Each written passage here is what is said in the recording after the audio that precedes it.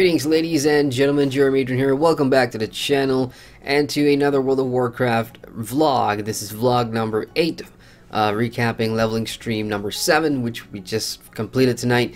And you know, there's so much to talk about. I don't know how I'm gonna cram this into a short video because this past week I've played so much of World of Warcraft. I've clocked some major hours you know, doing Draenor at the beginning of last week, right after last week's stream, and then moving into Legion this week. Wow, man, I've just seen so much more, and I'm at a point where, you know, when I first started this journey in World of Warcraft, and I was leveling and progressing, you know, for the review, just trying to soak everything in. And I have like a threshold of, alright, this is where I'm at in terms of seeing and jotting stuff down and getting, you know, the review ready essentially. And then that threshold just hit the top where I'm, okay, now I'm invested. I'm totally buying into the stories in the world, and that threshold, I completely passed it. Pandaria onwards, Draenor was great, and now Legion's got me hooked, and I'll get into a lot of that as this vlog progresses. So I want to start this video off by saying I'm already working on the World of Warcraft review. It's going to be a pretty lengthy one, and it kind of explains why, you know, there wasn't any videos released this week for any of the other games, because I do have a lot of other content that I plan to release as soon as we get closer to that WoW review coming out. So let's talk about you know, wrapping up World of Draenor from last week's stream.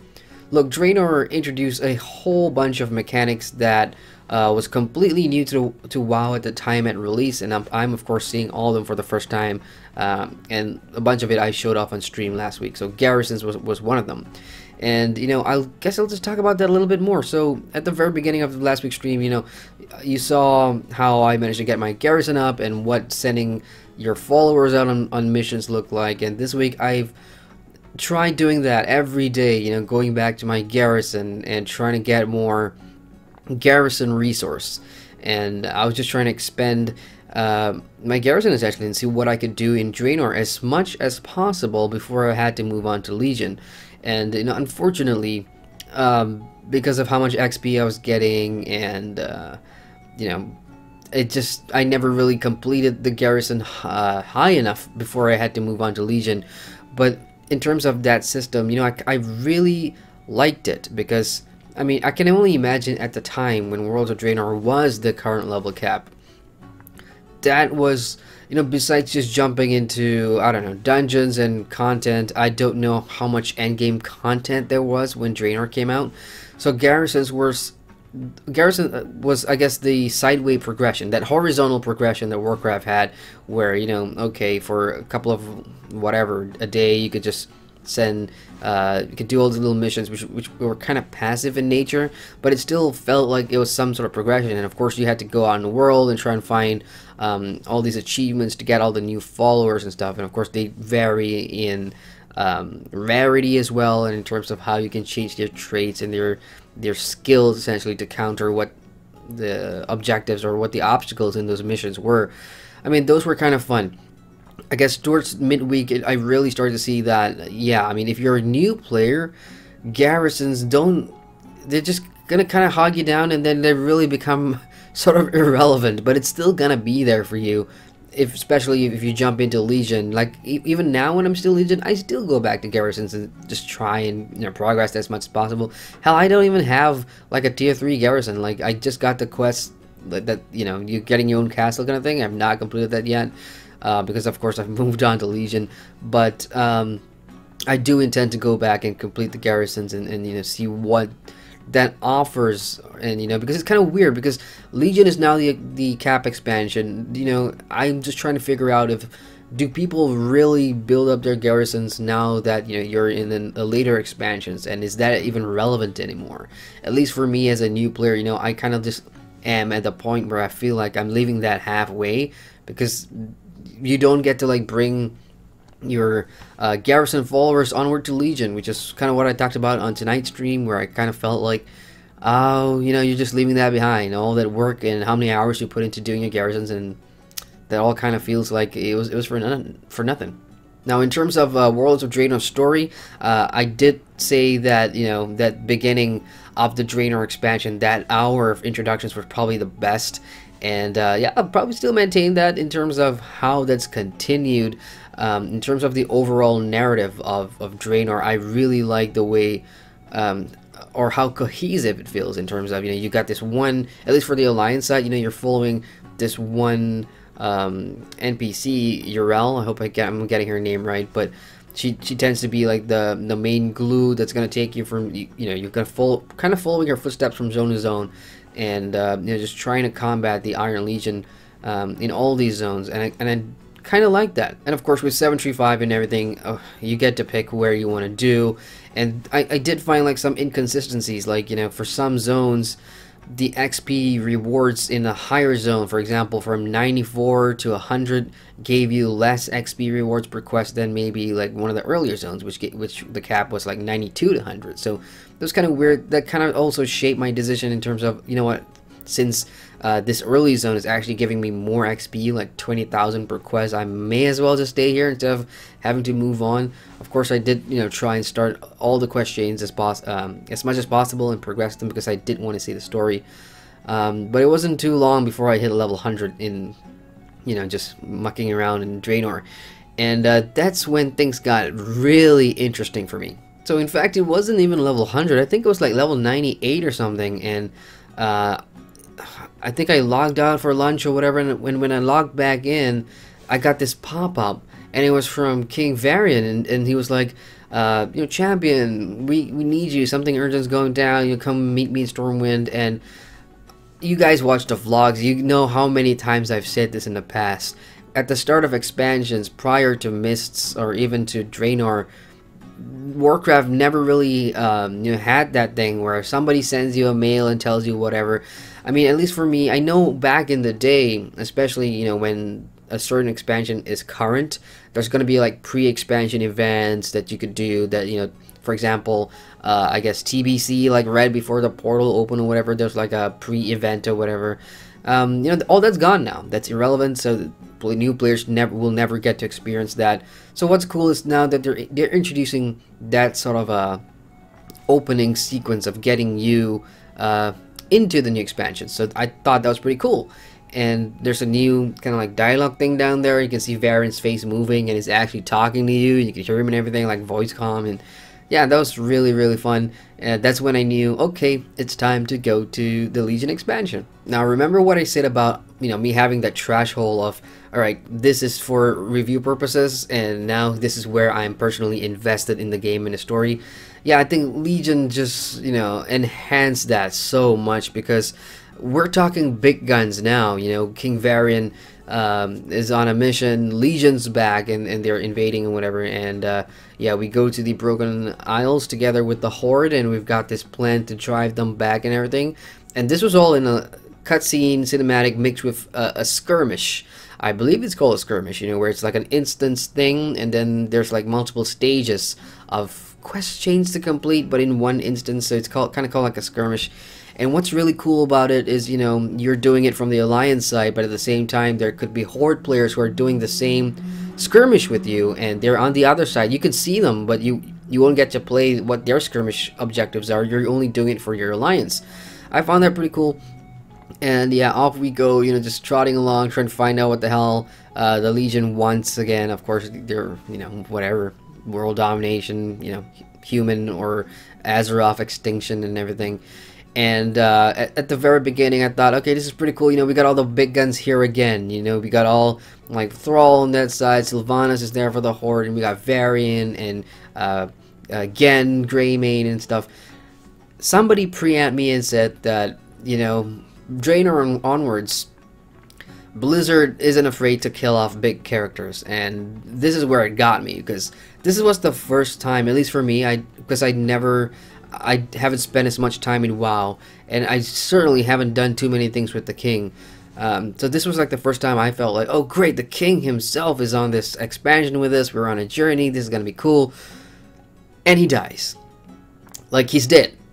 Spoiler alert, they killed him. They freaking killed him in a cinematic cutscene, which was really, insane to watch. You know, not just because of the shock value that he dies, but more of that performance that it gave. You know, it was pretty powerful, I thought, and that really got me invested. I'm like, oh shit, the king of the Alliance is dead. What now? You know, and that sort of like struck a chord in me, and that's when I really felt, okay, I'm gonna enjoy this story. Especially since, because, you know, at least from the Alliance side, I haven't really finished Legion. I'm like kind of like halfway through or whatever, but you know, Sylvanas kind of betrayed us in a way, so that gives you that extra spice and everything. So the story really heat up there, and from then onwards it just, you know, upward spiral. We moved Dalaran with Khadgar and the Kirin Tor, moved that over to the Broken Isles, and that's like our platform to now start adventuring in the Broken Isles in earnest. So Legion, when it released, it was, I guess, the first expansion that Blizzard experimented with scaling. So there's no level kind of requirements for jumping into any zone. You just pick a zone and you go for it. And I'll talk about that in a sec. So one of the first things that the Legion expansion introduced was, of course, the artifact weapons. Now, I was very excited for this because I've heard about artifact weapons even before hitting Legion, which is basically, at least for me, the closest thing I can compare it to is like legendary weapons from the Lord of the Rings Online. You know, you get them, and then now that you can imbue them on Lothar, at least, you know, they grow with you, and then over time you can put in your own improvements and relics and whatever to make it powerful. So you don't really have to grind for a better weapon anymore. You just keep growing your legendary weapon as you move along to new content. So artifact weapons kind of reminds me of that. And I guess what's really cool about it is that for every class in WoW, you know, you've got 3 specializations, and there's going to be 1 artifact weapon per specialization. And what's really cool is that there's so much story that goes into the quests behind going to get, you know, those artifact weapons, and that really was kind of refreshing to me. Especially, I play warrior, and you also get introduced to this thing called class halls, which are pretty neat, and some similarities with the garrison from Warlords of Draenor. And it's pretty much the same thing. You know, you have your little garrison table, but in the hall it will be called something else. Like for warriors, for example, it's called the Eye of Odin, and it serves as your garrison table. Essentially, you can send new followers out on a mission, and now you can also just like pay to have them be a bodyguard to join you on the Broken Isles. That's, you know, they're not there consistently, but you know, some of your followers do show up whenever you have that. And there's a lot of differences with the garrison from Draenor, but the meta is still the same. You know, you're practically doing the same thing, sending people on missions, but there's a entire class hall story chain as well that you can do to go and get new followers and introduce new, I suppose, improvements to your class hall, so you can get this one NPC who does only class hall improvements. And yeah, I think it's more fleshed out than Draenor's garrison system, that's for sure. And I was only talking to people on stream just earlier, like, I can see what they're trying to do here. You know, I guess garrison and Draenor was kind of like their first draw into this sort of sideways progression minigame type thing, and Legion was a way for them to refine that system further. Between the two, yeah, I kind of like the class hall system a lot. It's just, you know, now as a new player, I'm thinking, oh, well, I got the Draenor one to go and complete. Now I got the Legion one to do as well. So I'm kind of like doing both at the same time. Of course, if you're a veteran, this is not a concern because you spent that 2 years to do the garrisons in Draenor before jumping into the Legion. So a lot of these new mechanics were introduced to me in my first like 4 hours of playing Legion. So that was quite a lot to soak in, you know, but I was so happy that I got that artifact weapon. I went for the Fury one because those look awesome, and man, they do, wow, they're so effective, you know. It's like I don't have to worry about getting gear anymore, or yeah, I don't have to worry about grinding for gear that'll make me stronger.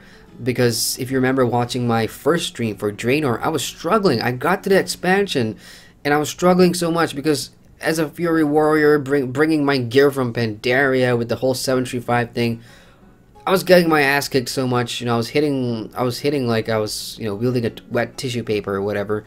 And what helped with that was, Draenor obviously introduced like the treasure system, so there's like treasures out in the world, and you can go find them, pick them up, and these are better gear, rarer gear, blue gear that helps a lot. So I actually went and did that in Draenor. I got the plugin, Handy Notes I think it was called, and I went and looked for all the stuff that will make me stronger, and that's how I survived Draenor essentially.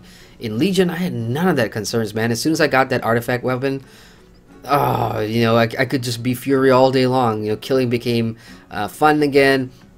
I had this weapon, and I had an identity. I'm a warrior, and it just felt right. I kind of like the artifact system. I mean, it's still early days. I'll see again in like a couple of months, and figure out if that's actually a great system or not, because some people love the traditional way of, I want to go hunt for the best gear, this weapon and such drops from this dungeon, I'll be proud to have that. And if it has a cool transmog or whatever, then I worked for that. You can see that.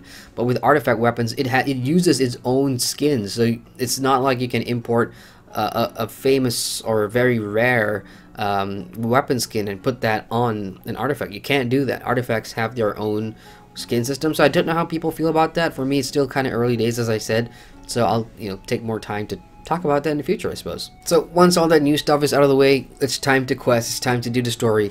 So Legion, how are we gonna stop the Legion? How are we gonna stop Gul'dan and and his demon overlords from raising hell again? So the Broken Isles, apparently each of the zones, there's like 5 zones, each of them has this pillar of creation or something like that, a relic that we need to get, and when we have all of them, I guess that's how we stop them. And I haven't even checked out Argus and whatever. I guess that's for later on. So I had the choice of picking between the first few zones, and I went with Stormheim. Again, I didn't do any research about which is the best zone, which is fun, which is not. I don't care about that stuff. I just want to get into the zone and see for myself, what's good, what's not. So Stormheim was my first zone, and yeah, super happy with that choice. I've got no regrets. As I said on stream, I just love the setting, the theme, and this was Stormheim is loosely based on the Vrykul or the Vrykul. I hope I'm pronouncing that right. But we've seen them before in the Lich King expansion, I think, and they've brought back that race and kind of fleshed them out further. So it's loosely based on Viking mythology, which is why I guess I like it a lot. It resonates with me because I'm a big fan of the Viking mythology, and to follow their storyline and everything was pretty decent. It's actually pretty awesome.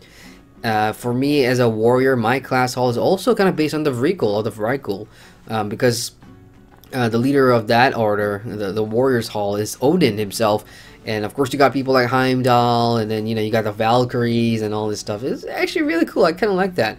So very happy with Stormheim. Finished that zone even before the stream, and I got the first relic by doing a dungeon, which was fun. Now I'm looking forward to seeing what the other zones have to offer. I'm 104 as of tonight's stream, and I've already jumped into the second zone, which is the oh boy, it's the Demon Hunter zone, where you're working with the Demon Hunter so far. Alright, let's talk about tonight's stream. Tonight's stream was all about, essentially sharing what my thoughts were in tonight's vlog as well. Pretty much I've said everything that I needed to say. And also brought back a good friend, a very old friend of mine from my Lotro days, who's currently playing WoW, and together we ran a bunch of Legion dungeons, which was pretty cool. I really enjoy that. I mean, it's not... I guess, what the funny thing was, I found the dungeons harder way back in Pandaria, and even Draenor when 75 hit, but for Legion, because it's not affected by that, it's not as difficult. I mean, the health pools are still high, but with the DPS numbers after getting the artifact weapons, I mean, it just feels right in a way. It's not too hard, it's not too easy, but again, it's still normal. I guess I'll have to wait until 110 before I can start doing the mythic dungeons. So yeah, we ran a bunch of dungeons tonight, and it was pretty fun. I kind of like it. Legion dungeon so far, you don't have to mess around with, when you jump into a dungeon prior to that, you've got NPCs that you can go pick up quests from. I always dreaded that because I don't get to read anything. Whereas with Legion, a lot of that dungeon quests and story happens outside before you even get to the dungeon, because every zone, like I said, is going to be tied to getting that one relic, that pillar of creation or whatever. And usually where that is, where you're going to get it, is in the dungeon. So each of the zone will have its dungeon. So like for example, Stormheim, once you complete the zone, you know, your last quest in Stormheim from Odin is like, okay, go retrieve the relic, and the relic is in the hall of, well, it's a Stormheim dungeon. So once you pick up the quest, you queue for that dungeon and you go get it, you know. So there's no need to deal with any NPC quest givers in the dungeon itself. So I really like that. So as you know, when you're in a pug or anything, I don't have to worry about them not waiting for me anymore. I can just jump in and, you know, go straight into the action and have some fun. Wow, this is a pretty long vlog. I guess I'm gonna cut it short here. Very close to the end, everybody, and it's taken me almost 2 months. I said it on stream. World of Warcraft. This is going to be the longest review process for an MMO I've ever done, and I expected it. World of Warcraft is that big of a game with that much content, and as a new player, you know, I don't have shortcuts. I had no heirlooms with my first character. I got none of that stuff. So 2 months is I guess I did pretty well there, I suppose. The review is going to come out, I guess, on the 1st of February. There's nothing I can do about that. You know, I don't want to rush it, and there's only a few days left in January, so I really don't think I can get it out in time. And yeah, for those of you that are supporting me on Patreon, look, I got a special surprise for you. I'm thinking about live streaming the creation process of the review. If it's possible. If not, then it's just going to be another behind the scenes video of how I put that review together. So that's coming soon for you guys on Patreon. And yeah, next week or this coming weekend is going to be the last World of Warcraft leveling stream. Yep, I'm there. I'm probably, like I said, I'm 104 now. 6 more levels, and I'm at cap. And then the journey to finish Legion and start gearing for endgame begins. So I'm really looking forward to that. I'm trying to talking my guild into taking me on some of these early runs, and we'll see what happens with that. So just to recap, the plan is the World of Warcraft review first, and then I'm going to be playing Legion, finishing up Legion, and then there'll be a Legion review, and some additional WoW content will be stuff like ranking my favorite expansions from what I've seen so far. Probably a new player tip video as well. So I've got lots of stuff planned, but I just need to get that World of Warcraft review out the door first. The 10 reasons player avoid new player review. I need to get that out the door, then I can work on the other stuff. For other games, Black Desert Online is going to be the next MMORPG review. It was going to be DC Universe Online because that's what people voted for the most after WoW, but BDO was it's a time sensitive thing because it just launched in my region, so might as well check it out now. And that's about it, guys. Long vlog tonight. Had so much fun. Thank you everybody for joining in the streams tonight, and checking in on chat and everything. I do appreciate all that support. So I'm gonna wrap it up here, guys. I'll see you guys during the week, and this coming weekend's a final World of Warcraft stream. We're gonna make it a party. So hit the like button for the love of cats and dogs if you like pets. And if you're new here, feel free to subscribe to the channel for all kinds of MMORPG content. I don't only cover World of Warcraft. You're seeing a lot of WoW content recently because I'm currently reviewing it, but I do so much more. So hit that subscribe button and you'll see what I mean. So once again, I'm Adrian, and I thank you for watching. Hey, welcome to the end screen. If you've made it this far, it means you've watched the entire video, and I thank you very much for that. If you want to watch more videos, you can click the cards at the bottom here, anyone would do. And you can subscribe to my channel by hitting the big round button here to get notifications on all my latest videos. See you guys in the next video.